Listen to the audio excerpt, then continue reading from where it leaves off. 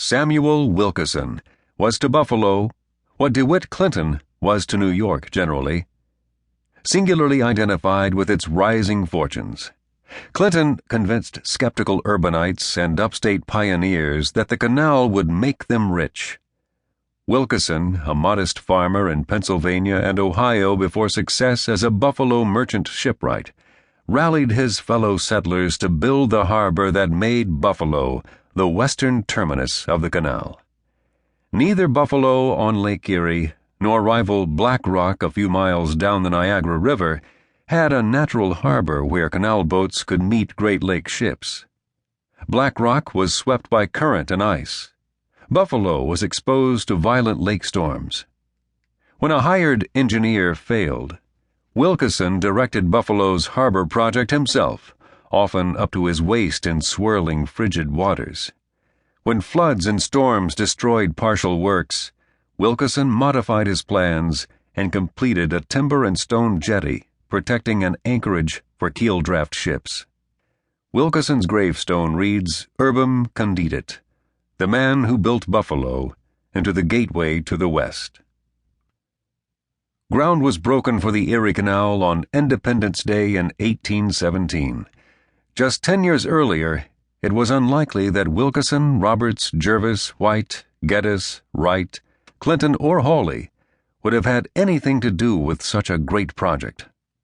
Hawley was not only a failed merchant, but also a bail jumper who had fled the state, awaiting a guilty conscience to bring him back for his rebirth as Hercules.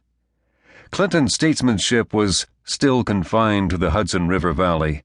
He was a stranger to the western interior of our state and had given but little attention to the subject of canal navigation. Geddes was successful in salt and surveying, but a stranger to engineering. Wright was an accomplished country surveyor, but with limited engineering experience, and like Geddes, little knowledge or experience outside his provincial life. Jervis and White were schoolboys aged 11 and 16. Roberts was a school teacher. Wilkeson had just turned 26 with a family and farm in Ohio. Several ventures stood between him and his destiny in Buffalo. Soon Hawley's Hercules essays would start the process that made all of these men and others into Canal Age pioneers. The age that Erie spawned was short. It was largely over before the Civil War. Later developments in transportation that are still vital, railroads and interstates, might seem now to have been more important than a canal that passed into irrelevance over a century ago. But the highway was laid next to the railroad, which was laid next to the canal, that created the path for the flow of people and manufacturers to the west, and raw materials and produce to the east.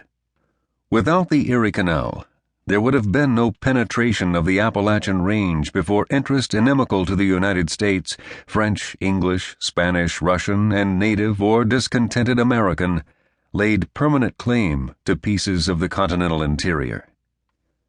For decades, Virginians such as George Washington and Thomas Jefferson sought access to the West and their speculative landholdings in the Ohio River Valley via the Potomac River. To the Virginians' eternal dismay, however, their river was mountain-choked, too lowly for the navigational task. The Virginians did nothing to help New Yorkers in their own endeavor to reach the West. Denied federal money for the Erie Project by Presidents Jefferson and Madison, DeWitt Clinton and other New Yorkers made an artificial river with their own money, knowledge, and labor. It was a commercial victory that still pays out. It also was a nationalist triumph, with deep and mixed geopolitical effect. New York's canal was an indissoluble bond of union between East and West, an American ambition since Revolutionary times. But although the canal united the nation, it divided it as well. New York's triumph was Virginia's defeat, one of many resentments between North and South that sparked for decades before exploding, and will likely outlast the vast nation the Erie Canal helped create.